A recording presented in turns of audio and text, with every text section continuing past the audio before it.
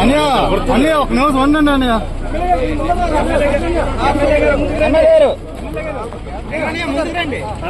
శంకరని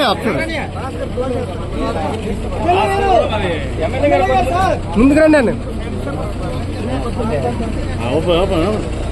sir ఓపండి bike ఎత్తి అలాగా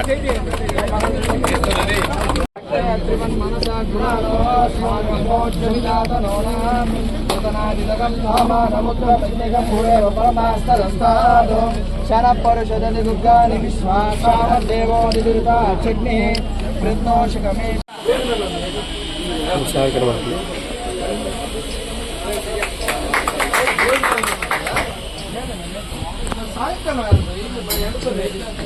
కూర్చోండి కూర్చోండి ఒకసారి కూర్చోండి అలా కూర్చోండి ఒకసారి కూర్చో వాళ్ళు కూర్చో అవును కూర్చో.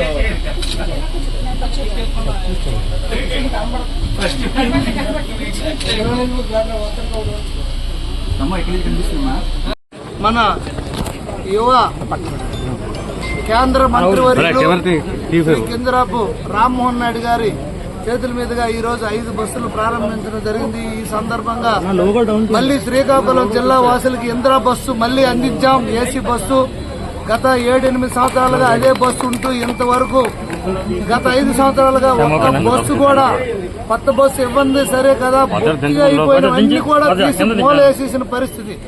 ఒక్కటి కూడా రిపేర్ కూడా చేయలేదు, అన్ని కూడా రిపేర్ పాత అయిపోయి లోపల వేసేశారు. ఈ సందర్భంలో ప్రభుత్వం ఎన్డీఏ ప్రభుత్వం ముఖ్యమంత్రి నారా చంద్రబాబు నాయుడు గారు అలాగే రవాణా శాఖ మంత్రులు కొత్తగా 1437 బస్సులు పంపించి అందులో 11 బస్సులు ఆల్రెడీ మన జిల్లాకి ఇవ్వడం జరిగింది. ఇంకా మరొక 30 బస్సులు రావాల్సి ఉంది. తప్పకుండా ప్రజలకు అందుబాటులో అన్ని సౌకర్యాలు కల్పిస్తామని తెలియజేసుకుంటూ నమస్కారం.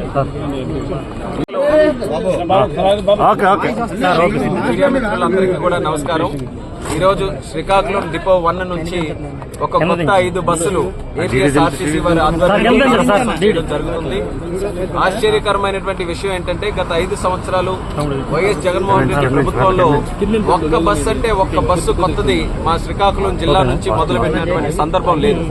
కానీ మేము వచ్చినటువంటి 100 రోజుల్లోనే సుమారు 11 బస్సులు ఈ రోజు మళ్ళీ కొత్తవి ఏవైతే డిలాపిటేటెడ్ కండిషన్ లో ఉన్నాయో, ఏవైతే చాలా తిరగలేనటువంటి పరిస్థితుల్లో ఉన్నాయో వాటన్నిటిని కూడా మళ్లీ రీటెండర్స్ పెట్టించి సుమారు 11 బస్సులు ఈ 4 నెలల సమయంలోనే మనం కొత్తగా ప్రారంభోత్సవం చేసుకోవడం జరుగుతుంది.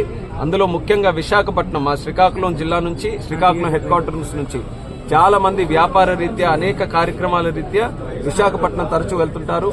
పేదవాడి వాహనం కింద ఈ యొక్క ఏపీఎస్ఆర్టీసీ మనకందరికీ కూడా తెలిసిందే. కాబట్టి వాళ్ల కోసం ప్రత్యేకమైనటువంటి దృష్టి పెట్టి ఏసీ వాహనాలు గాని, వాళ్ళకి కావాల్సిన డీలక్స్ గాని, లగ్జరీ వాహనాలు గాని ఇవన్నీ కూడా ఇందులో పొందుపరచడం జరిగింది.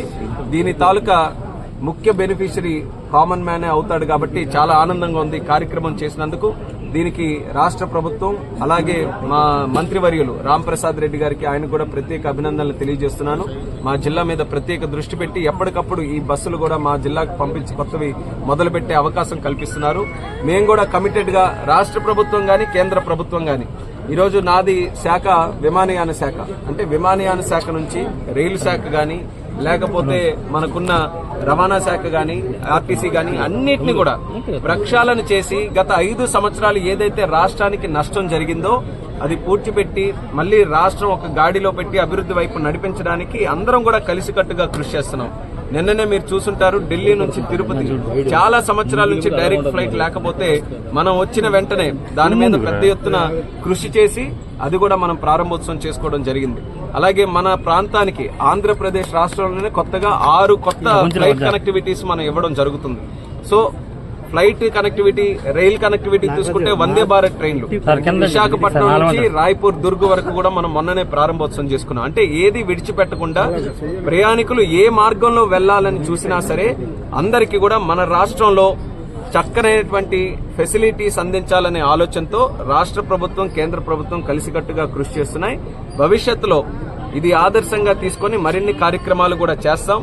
ఒక 1500 నుంచి 2000 బస్సుల వరకు రాష్ట్రంలో ఇంకా వాళ్ళ తాలూకా ఇది మార్చాలనేది ఒక ప్రణాళిక పెట్టుకుని రాష్ట్ర ప్రభుత్వం కూడా పనిచేస్తుంది. అందులో ముఖ్యంగా సోలార్ బస్సులు, ఎలక్ట్రిక్ బస్సులు వీటిని కూడా వినియోగించాలని మరి దాని మీద కూడా కృషి చేస్తున్నాం.